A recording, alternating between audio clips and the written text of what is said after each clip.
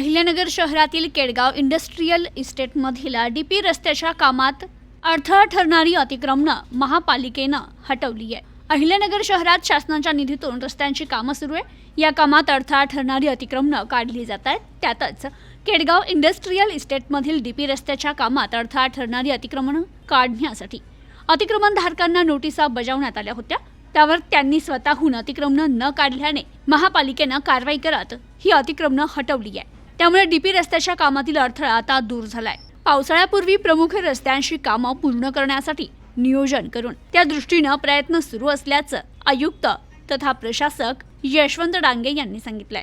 Kedgaon industrial इस्टेटमधील रस्त्याच्या कामाला सुरुवात झाली। या कामात प्रवेशद्वारासमोर 10 ते 15 अडथळे होते। या अतिक्रमणधारकांना नोटिसा बजावून मुदत देण्यात आली होती।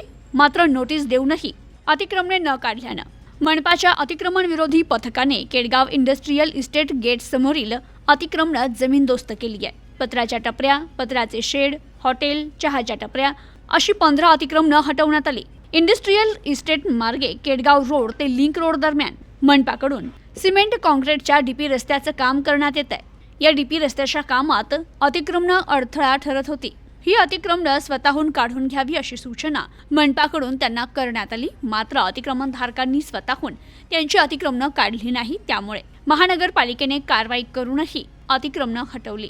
कारवाई करून संबंधित अतिक्रमणं हटवली आहे। रस्त्याच्या कामात अडथळा ठरणारी अतिक्रमणं मनपाकडून काढण्यात येणार असून ज्यांची अतिक्रमणं असतील त्यांनी ती स्वतःहून काढून घ्यावी असं आवाहन आयुक्त तथा प्रशासक यशवंत डांगे यांनी केलंय।